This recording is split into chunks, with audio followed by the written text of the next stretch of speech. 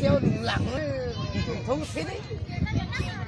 Bây giờ không bảo áo bông nữa, bảo áo kênh.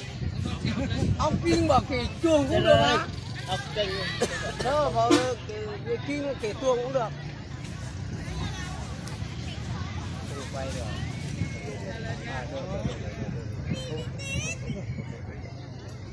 Có lần nổi cái người này hay không? Được. Đáng là được.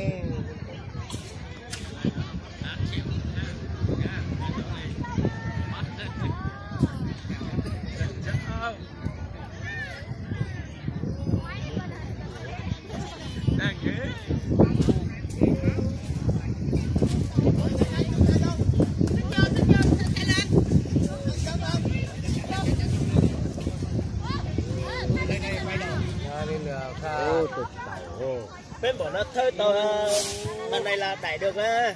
Đây tốt. Lên cái này nó lên mạnh cái này. Lên trên này đây, quay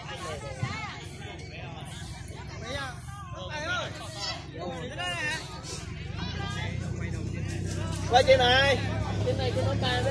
Vào nhầm số một số 4 mẹ à. Nhiều thế.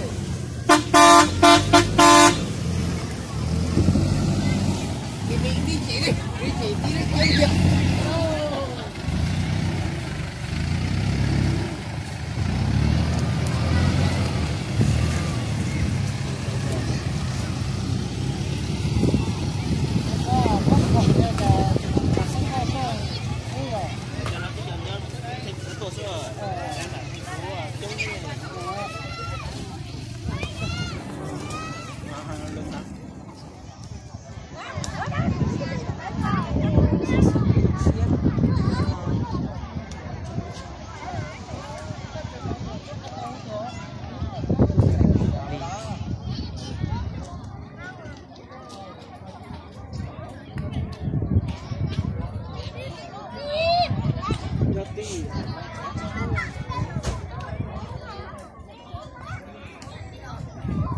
Chỉ tao than đó, tao than gì đâu?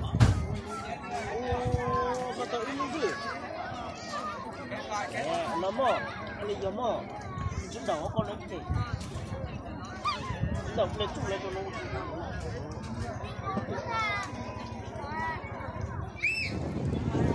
Có cái phía màu vàng này là có mặt của đại sứ phía sau của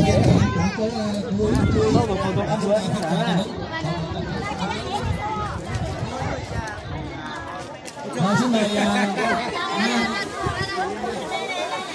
Lẽ ra không đâu.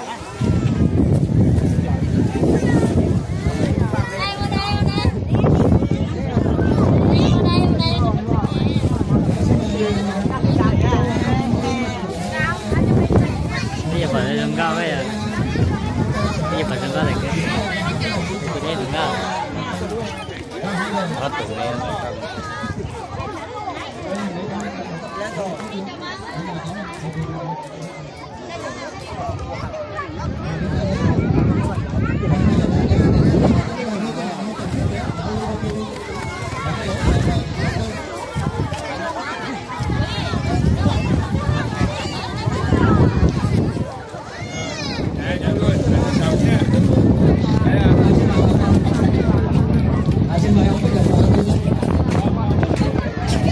xin mời các bà con nhận quà luôn hết.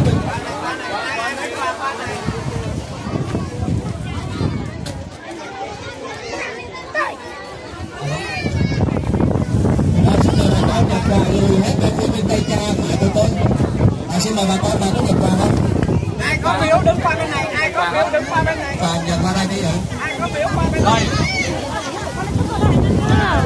Các em muốn gì không có nhận quà xin các em. Ai có biểu qua bên này em. Các em muốn gì không có nhận quà xin các em.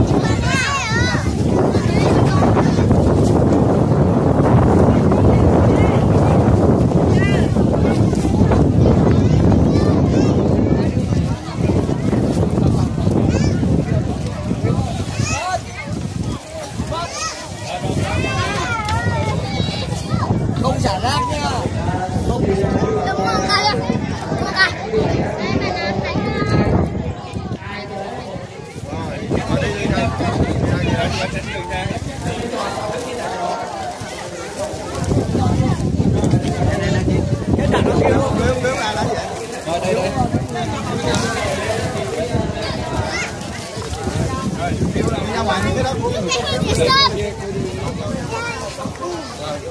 ôm này coi.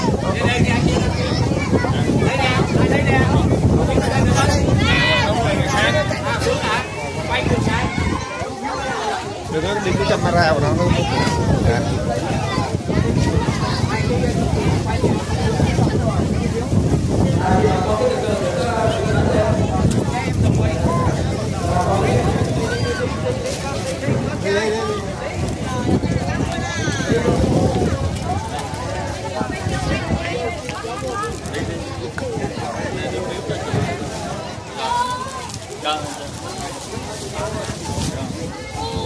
Dép gì cũng được.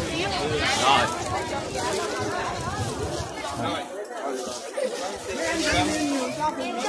Đừng có đứng trước.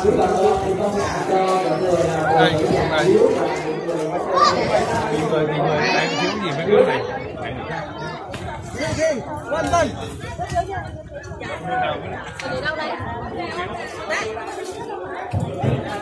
Cho nó ghép đi, cho nó ghép đi. Đây, quần áo cho ghép đi, quần áo. Nó ghép đi, nó ghép. Cảm ơn. Cảm ơn.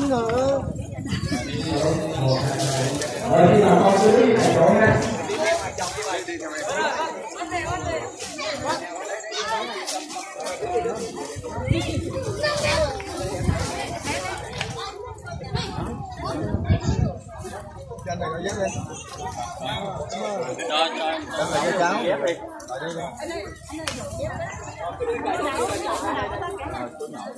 đi. Rồi con. Các bạn.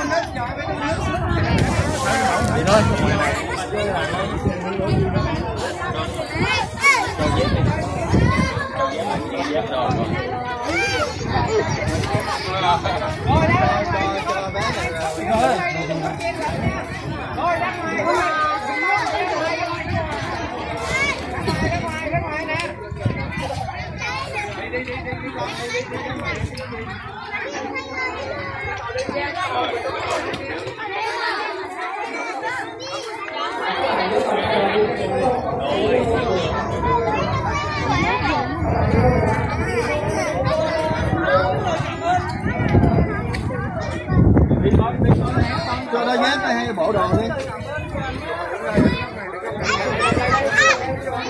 Ê, đi đây. Đi ra đây, đi ra đây, đi ra đây. Đi ra. Đi đây, đi đâu?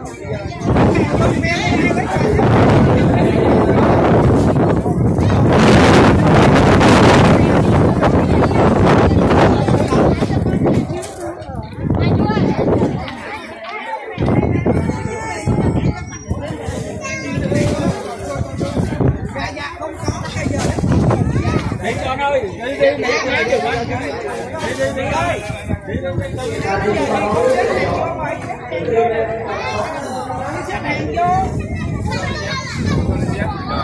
cảm ơn cô nha.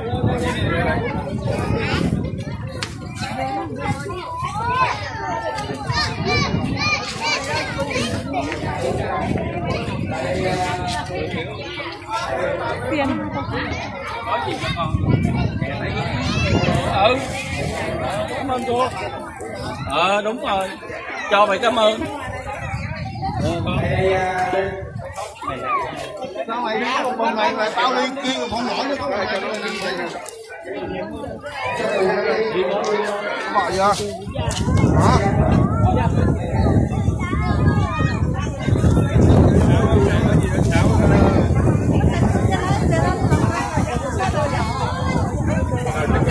Cảm ơn tôi.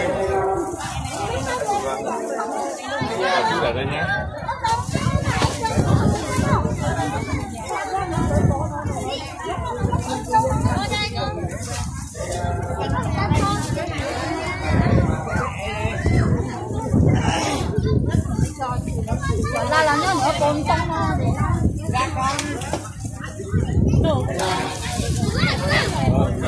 Đi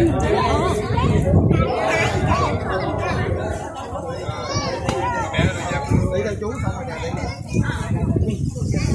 Dạ,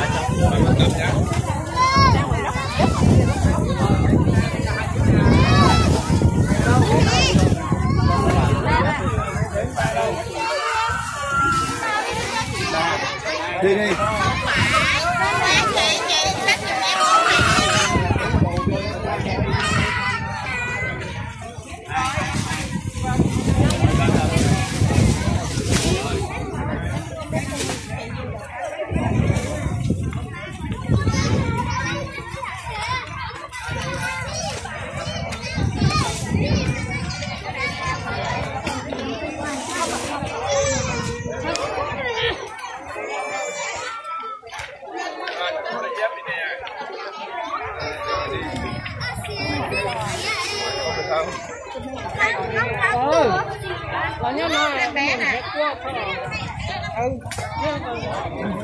Vô con cho em vô trong người đi.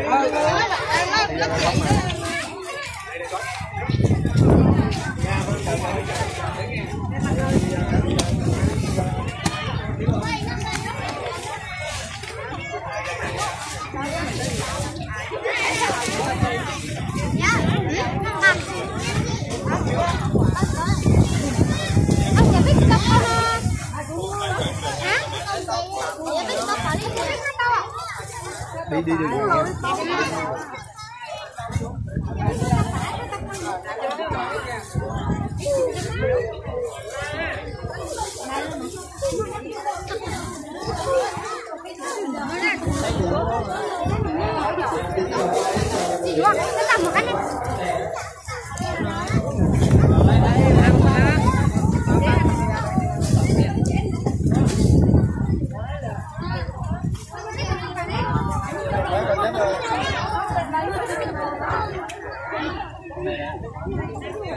Dép nó quá mới rồi.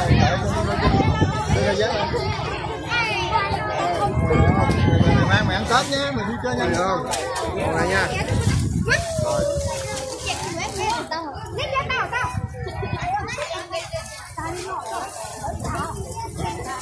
Không về hả?